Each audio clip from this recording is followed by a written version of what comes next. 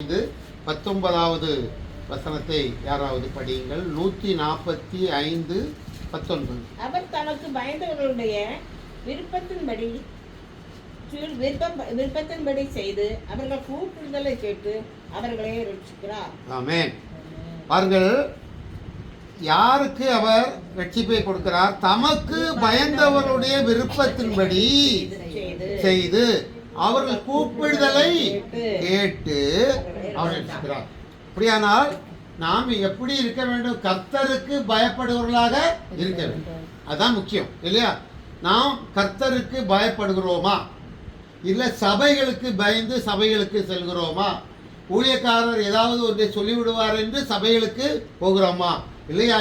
கர்த்தர் எனக்கு இவ்வளவு நன்மைகளை செய்தார் என்று கர்த்தரை மேன்மைப்படுத்துவதற்கென்று, அவரை துதிப்பதற்கென்று நாம் ஆலயத்துக்கு செல்கிறோமா? பாருங்கள், சங்கீதக்காரர் எவ்வளவு தெளிவாக சொல்லுகிறார்.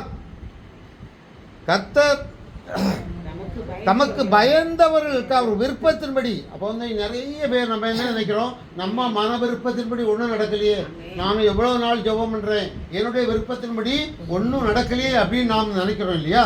அதற்காக நாம் சங்கீதம் 24 படிங்கள். சங்கீதம் 24. அவர் உமது மன விருப்பத்தின்படி தந்தரளி உமது ஆலோசனைகளை எல்லாம் நிறைவேற்றுவாராக. நாம் பார்க்கின்ற போது இதில் அதிகமாக நிறைய வார்த்தைகள் வசனங்கள் வருகிறது. நாம் 1 ராஜாக்கள் புஸ்தகத்தை எடுத்துக்கொள்வோம். 3ஆம் அதிகாரத்தை 1 ராஜாக்கள் 3 அங்கு ஒரு ராஜாவை பார்க்கிறோம்.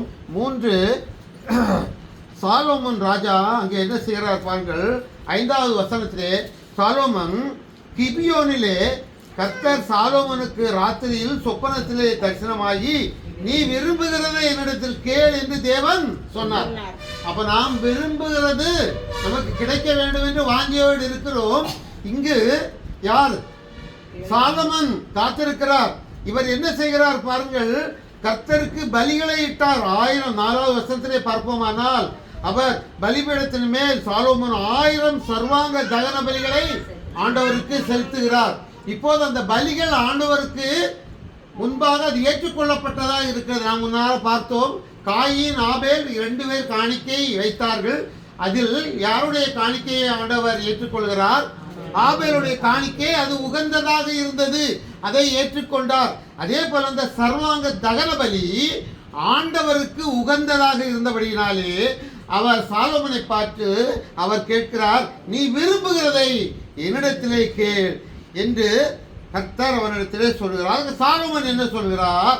என் தகப்பனாகி தாவீது எனும் உமது அடியான் உம்மை பற்றி உண்மையும் நீதியும் மன நேர்மையாய் உமக்கு முன்பாக நடந்தபடியே தேவரீர் அவருக்கு பெரிய கிருபை செய்து அந்த பெரிய கிருபையை அவருக்கு காத்து இந்நாளில் இருக்கிறபடியே அவருடைய சிங்காசனத்தில் வீட்டிருக்கிற ஒரு குமாரனை அவருக்கு தந்தீர், இல்லையா?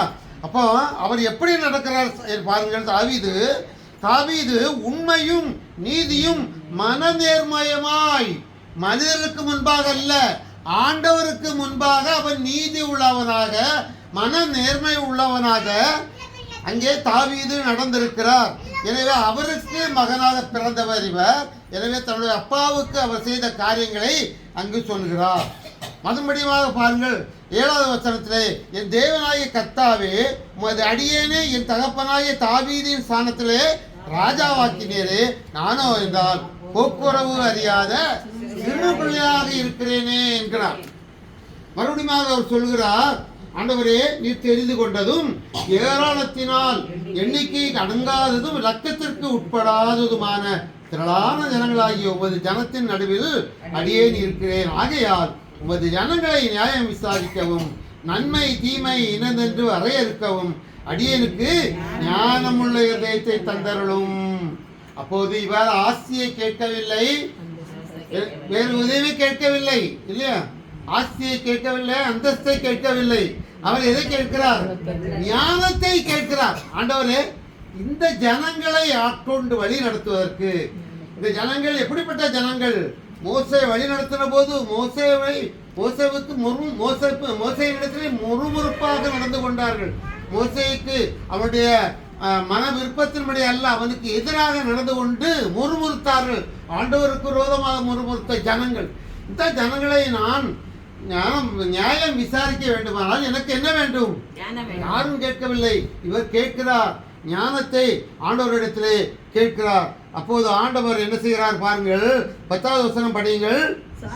சாலமோன் இந்த காரியத்தை கேட்டது உகந்த விண்ணப்பமாய் இருந்தது.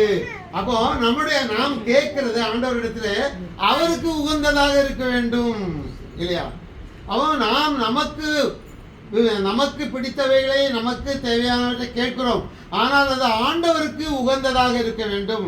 இவர் தனக்கு என்று ஒன்றை கேட்கவில்லை, உன்னுடைய மன விருப்பத்தின்படி உனக்கு தந்தருவேன் என்று சொன்ன தேவன் இந்த சாலமன் இந்த மக்களை நியாயம் தீர்ப்பதற்கு, இந்த ஜனங்களை நீதி செய்வதற்கு, இந்த ஜனங்களை ஆட்சி செய்வதற்கு எனக்கு ஞானத்தை தாரும் என்று அவர் கேட்டபடியினாலே அவருக்கு ஆண்டவர் ஞானத்தை கொடுத்தார் என்று நாம் பார்க்கிறோம். ஆகையினால் தேவன் அவனை நோக்கி, நீ உனக்கு நீடித்த நாட்களை கேளாமலும் ஐஸ்வர்யத்தை கேளாமலும் உன் சத்துருக்களின் பிராணனை கேளாமலும் நீ இந்த காரியத்தை கேட்டு நியாயம் விசாரிக்கிறதுக்கு ஏற்ற ஞானத்தை உனக்கு வேண்டிக் கொண்டபடியினால் உனக்கு நான் என்ன எல்லாம் திருப்பி தருவேன் பாரு.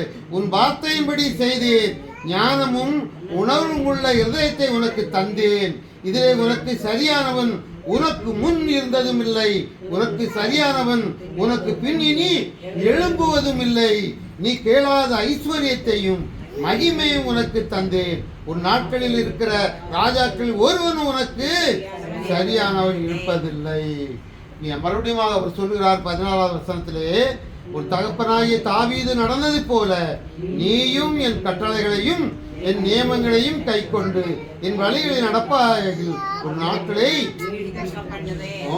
ஆண்டவருக்கு ஏற்றபடி அவருடைய கட்டளைகளின்படி நடந்து அவருடைய நியமங்களை எல்லாம் கை கொண்டு நாம் வருவோமானால் நம் உள்ளத்தின் எண்ணங்களை எல்லாம் அவர் வாக்கி செய்ய வல்லவராக இருக்கிறார். நாம் கேட்கிற விண்ணப்பங்கள் ஆண்டவருக்கு உகந்ததாக இருக்க வேண்டும் இல்லையா?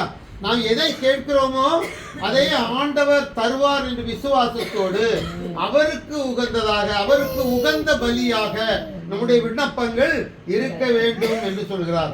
சங்கீதம் 11:21